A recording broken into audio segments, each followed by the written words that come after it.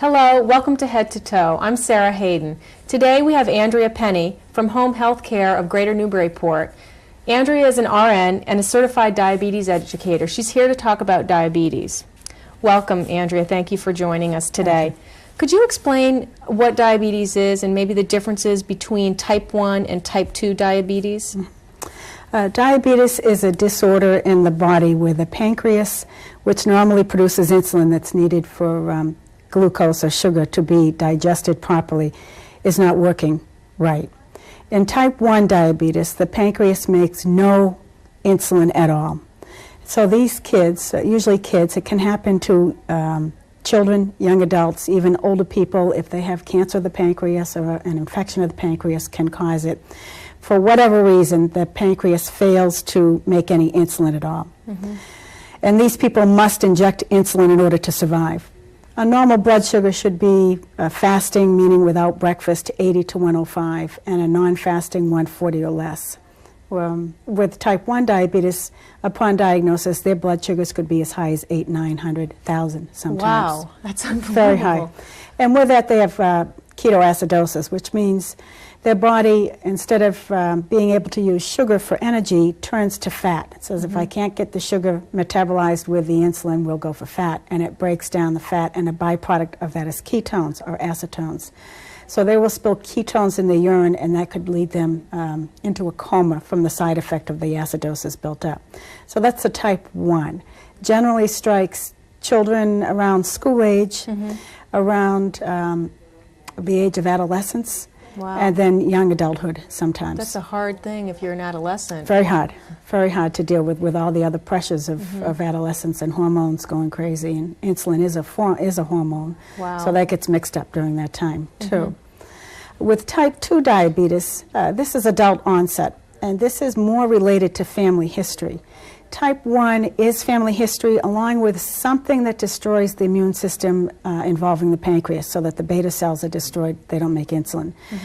With type 2, it's more family oriented. In studies of twins, for example, there's less than 50% of identical twins that will get type 1 diabetes, but with type 2 diabetes, even siblings, the percentage rate is like 80-90% chance of getting type 2.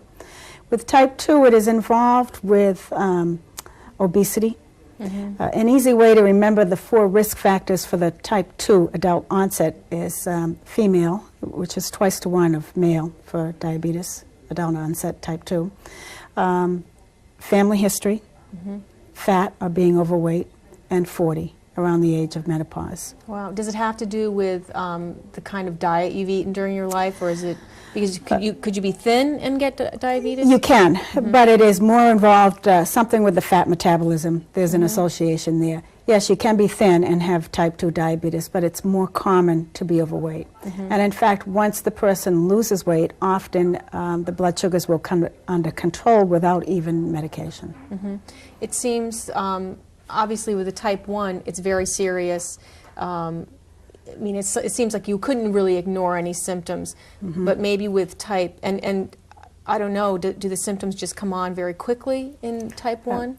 With type 1, it is usually more dramatic an onset. Within a week or 2, a person will be very thirsty, and by that I mean drinking literally 2 or 3 gallons of water a day.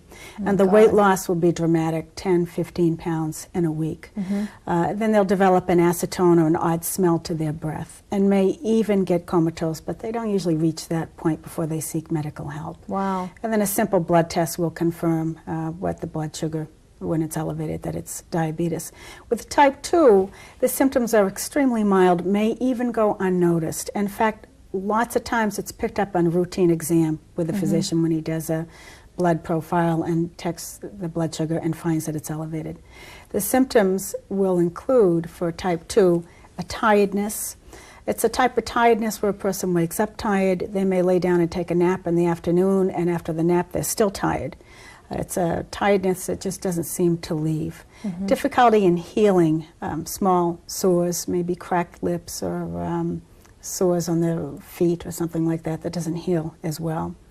Some thirst, not as dramatic as what the type 1s would have, where they're drinking a gallon, but they're taking little sips throughout the day, just not getting satisfied with their with their thirst.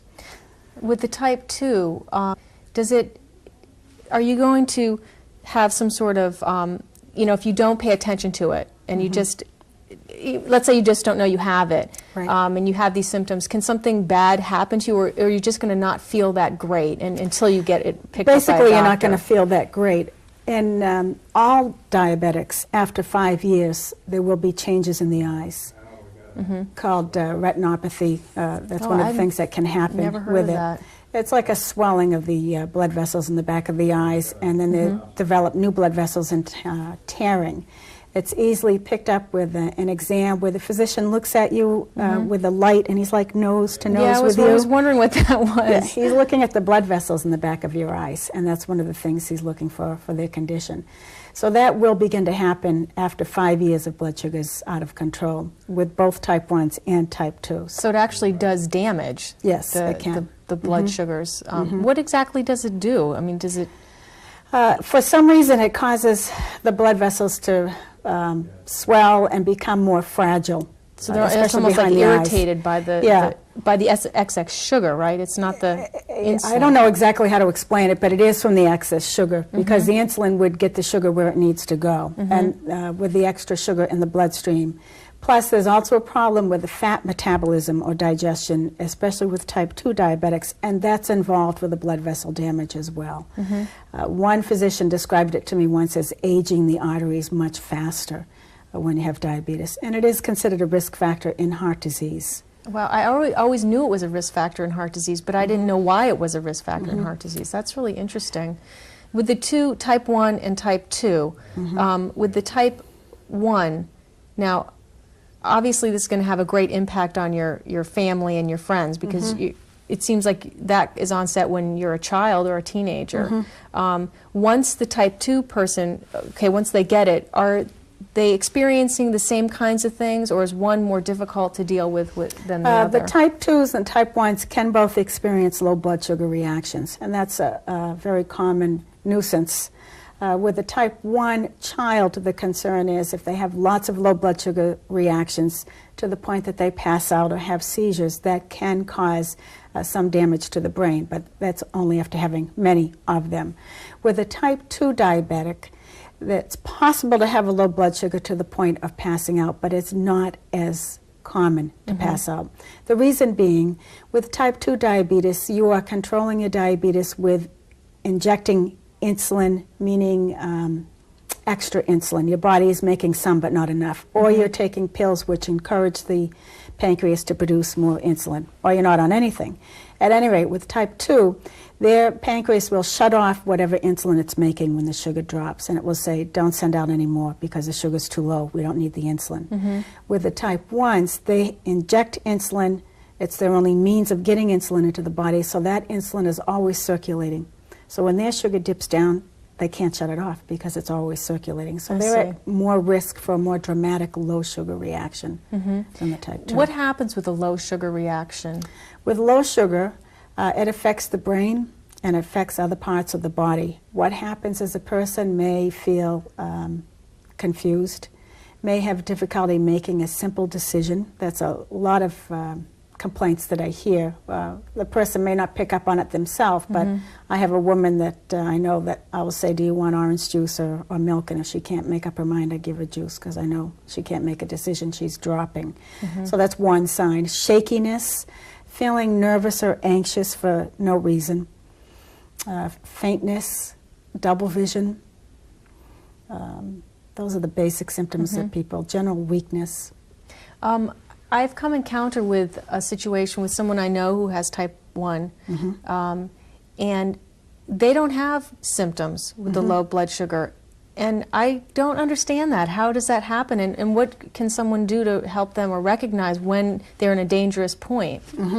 That's not uncommon with type 1 diabetics. For some reason, the nervous system is affected, and they may not have a self-awareness that it's happening.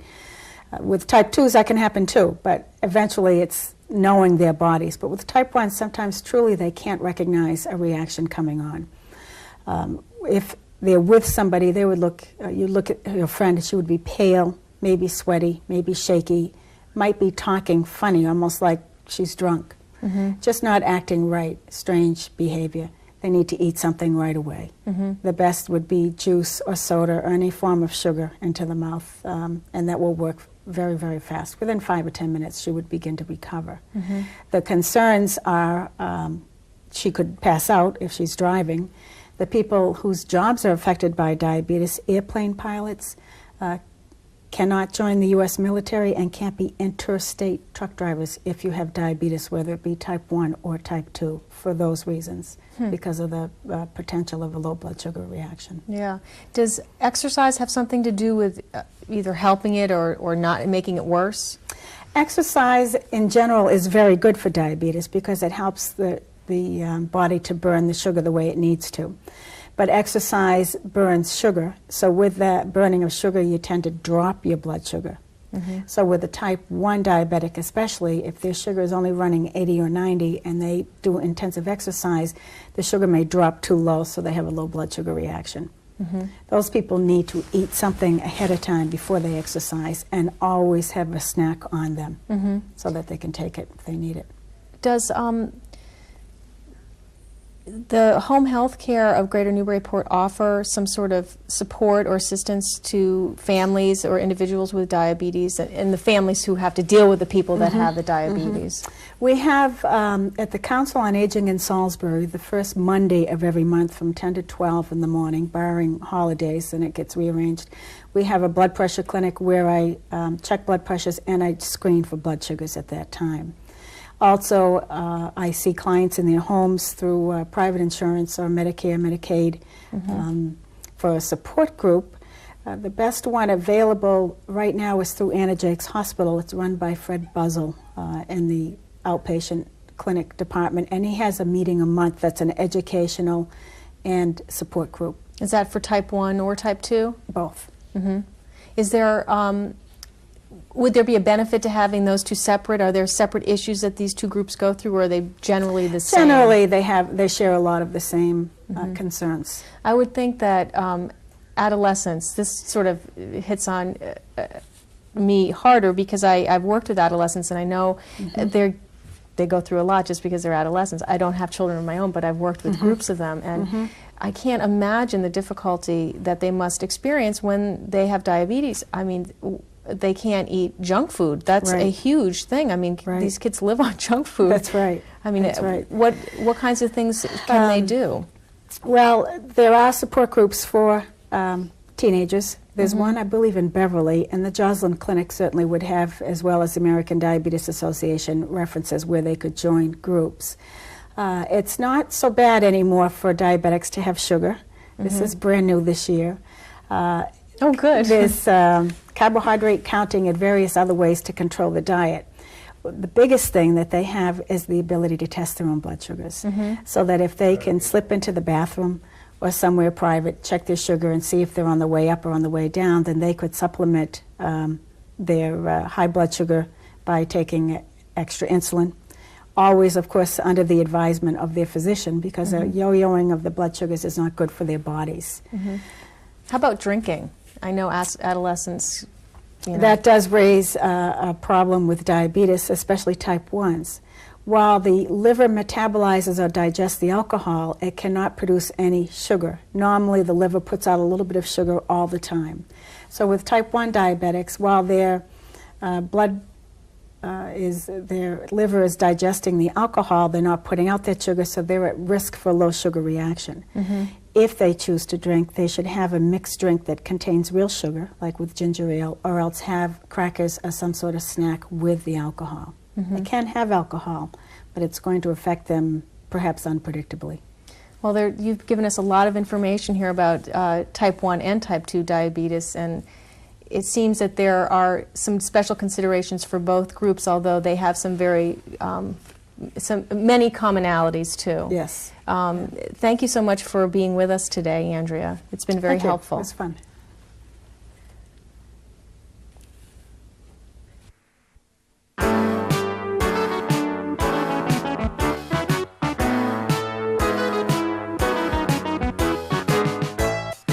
Hey kids, grab a pencil and paper, send in the answers to the following questions, and you can be Dr. Kid on a future edition of Head to Toe.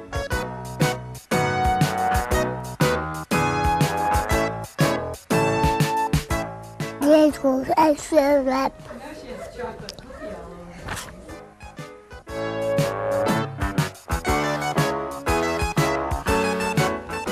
And so my bed will go to that. See. And so we had to go to that. So that's a little one. And so my bed will let you that go to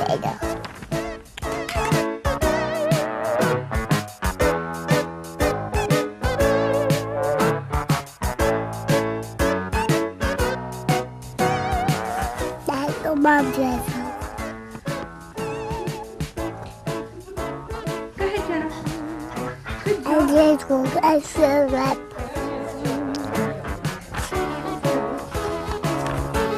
And did you guess the answers to Dr. Jim's questions from last week? Number 1. Which of the following is not an organ in your body? Your heart is an organ in your body. Your lungs and liver are organs in your body. But your shirt isn't an organ in your body, it's clothes. 2. Oxygen goes into your what when you breathe in? It goes into your lungs. Not your heart, your liver, or certainly not your shirt. Oxygen will go into your heart and liver further down the line. You have 27 bones in your wrist and fingers. This is true. That's a lot of bones. And here are the answers to Dr. Jenna's questions. We didn't really expect you to know the answers. We were just kidding. Number 1. Define fibromyalgia. I'm not even sure if I'm saying it right. Jenna probably said it better. Fibromyalgia is a severe form of arthritis. What is the foreign material all over Jenna's mouth, and is it beneficial to her health? It's cookie and no. Today's real question, only one, so it'll be really easy to write in. To make your home safe for a baby, you should A. Cover electrical outlets. B. Keep poisons out of reach. C. Prevent access to all stairs. D. All of the above and more. Send in your answers to Dr. Kidd, care of Continental Cablevision, 27 Hale Street in Newburyport, Massachusetts, 01950.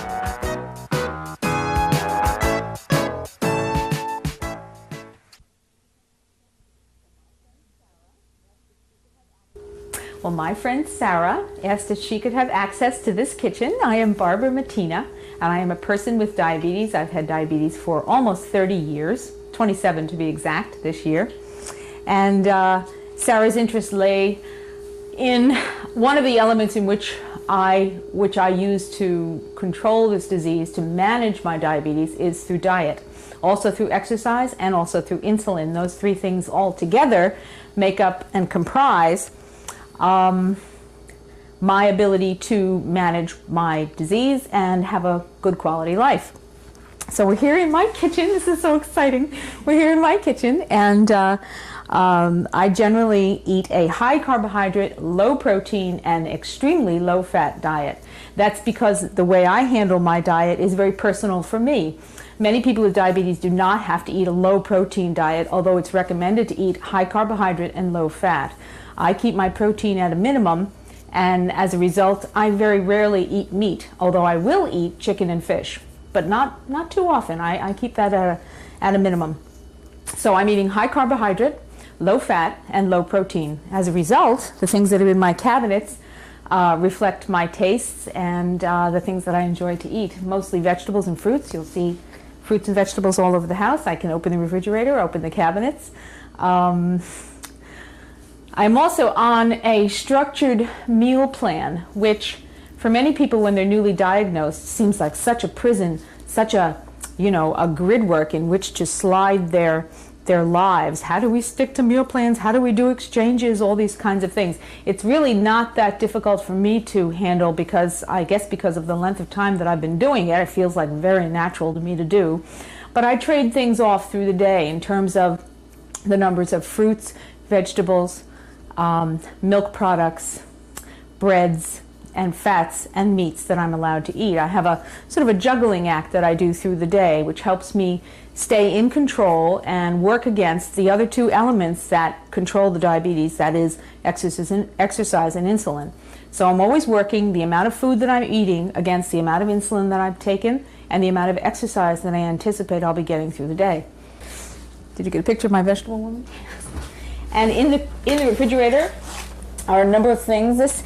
I did not set this refrigerator up. This is really how it looks. It's totally amazing, but this is it. I indulge an awful lot in yogurt. To me, this is the most wonderful product on the face of the earth because it is a good source of carbohydrate. I have 17 grams of carbohydrate in each container. That's an 8-ounce container.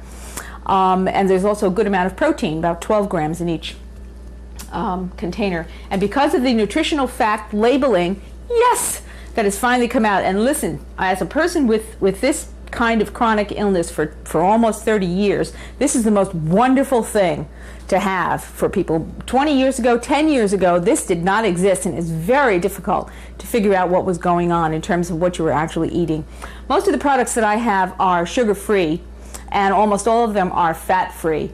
Again, a source of carbohydrate is a source of sugar for your bloodstream. When you eat carbohydrate and also when you eat protein and fat, they ultimately are transitioned into sugar in your bloodstream. So it's not a matter of having a sugar-free kitchen. It's a matter of having a kitchen in which you maintain a high source, for me, a high source of carbohydrate, minimum protein, and minimum fat, because everything you eat is going to turn into sugar in your bloodstream and be converted into energy by the hormone of insulin anyway. So you eat one of these, your blood sugar goes up, but it goes up in a healthy way, and again, it's controlled by diet and insulin against the good carbohydrates and good proteins. I also have, what else? Lots of fruits, lots of vegetables, a real good source of leafy vegetables and good carbohydrates in those vegetables. Many kinds of juices which I use. Not juice drink. We're talking about 100% juice here, not a juice drink.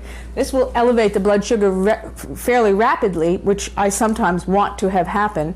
But it's also part of my program. I do not eat indiscriminately. I eat according to a meal plan in which I juggle and exchange a variety of carbohydrates, proteins, and fats. Ta-da! This is a great product. It is a fat-free, wonderful cheese. It's a source of protein and carbohydrate, high carbohydrate, a good substantial amount of protein for a serving, but zero fat, which is a terrific thing for me. It's choices. It's what you choose to have in your life. Am I tempted by other things? Pretty much not anymore. Is this thing running? Pretty much not anymore. And that's because so many of the products have come around. I'd say, it's funny because I feel like a Neanderthal. I feel like I've been doing this, and I have been doing it for most of my life. I was diagnosed when I was 18 years old. That's 27 years ago, and it just, in 27 years, the most astounding products have come on the market. I mean, really good things. I don't desire an Oreo or any of that stuff, or chocolate for that matter, because out there are wonderful things which I can have. Ta-da! Another good product. This is a fat-free cranberry orange all-natural cookie. Here we go. Total carbohydrate in 2 cookies is 21 grams. Yes, high carbohydrates. Protein, 2 grams. Fat, 0. So if you go by these calculations of sticking to high carbos, low protein, low fat, for me at least, that works wonderfully in my diet. Now I count everything. I know, how many grams of carbohydrate, fat, and protein I've had through the day because I'm always balancing it against the amount of insulin and exercise that I'm getting. A regular kind of a person without diabetes wouldn't necessarily have to do that, but would benefit from this kind of insinuation of foods in their lives: high carbos, low protein, low fat. It's an extremely healthy, good way to have excellent quality of life, not just for people with diabetes. I want to stress that, it's true. So, you know, I have these yummy things here, which I occasionally indulge in, maybe 2 cookies, maybe 1 cookie a day. You know, it's, like I said, a good source if I really need to have something like that. I am a great believer in rice cakes. Sarah knows this. I travel with them wherever I go. I'm beating my friends over the heads. Eat these cakes! Eat these cakes! They love these. Well, I'll have to say this. I love these cakes, and I think I have converted a few people to loving these cakes. They are really good. Excellent source of carbohydrate. About 35 calories in each one, 45 calories in these, each one, and 0 fat. And they're very good. I have 8 bread exchanges through the day. 2 rice cakes is equal to 1 bread exchange for me, so I can snack on these, and I do fairly frequently, mid-morning, mid-afternoon. I'll have a couple of rice cakes and a banana. I'll have a fruit and a bread exchange. Again, I'm on a meal plan which organizes how I eat through the day, and this is one of the most wonderful things I've found yet, are these great rice cakes. And they come in, not the ones with caramel and fat, not the ones that say corn syrup solids. You got to read it and see that it's only made with a whole wheat or a rice base with no sugar and no fat, because they're, unfortunately, in our society, we're so addicted to those 2 elements of sugar and fat that they're sprinkled liberally through rice cakes even, and you've got to be very careful in choosing the product that you pick off the shelf. So that is that, and in these cabinets, just, a myriad of things. I have unsalted Melba toast and wheatina and oatmeal, which is a great staple for me. I have pastas and crackers. I eat raisins to raise my sugar level as a sweetener. I very rarely will use anything artificial, although I do have your little blue packets here of NutraSweet, which occasionally in a cup of tea, if I desire it, I'll use. But I don't use it that often. I never use it in cooking. Here's a good product. These are wonderful all fruit jams that are made. And again, I feel like I have been dragging the weight of this through history. These things were not available as little as 10 years ago. This is an all-natural product. All it is fruit and fruit juice concentrate. Now, it's a carbohydrate, therefore, when you eat it, it raises your blood sugar level, but it doesn't do it in a nasty, severe way as refined sugar would do. On the counters in the market, you'll see, stacks of jams and jellies, most of which are made with refined sugar. If I were to eat that, it would elevate my blood sugar, but it would elevate it very rapidly. And this product does not necessarily do that. It's a little bit better for me. And again, these things are all available out there. You cannot just eat a good diet and fail to do the other 2 things of taking the right amount of insulin and staying on your exercise plan. If you drop any one of the elements, something will go off for you. You'll have problem regulating the blood sugar. But it's true, I get a flu shot every year, and every now and then I'll get a cold, but what it does is it throws everything off. A cold does. A cut, an infection, any kind of anything. Remember, diabetes is systemic. It's inside of you. And all this stuff is inside of you. You've got all those organs. You've got your blood vessels. You've got your heart. You've got all the functions of your body are affected by having diabetes because your blood runs through your brain, through your heart, through your muscles. It affects every organ is your blood, and your blood sugar level, if it's high or if it's very low, screws up those organs, screws them up. So, I often say to myself, I wish I had a zipper. I could just unzipper here, take a look and see, well, wow, this is really, because I have no idea except by how I feel, and I test my blood so that I can tell that what I'm doing through the day has positive results for me. And it works. That all works very wonderfully. And within the next 20 years, they got to get a cure. The big deal here is get out there, put the dollars into research, and find a cure for this disease, because it's very debilitating for a lot of people and tough to live with. But it works. I mean, you can live with it, and that's the important part. Eggplant.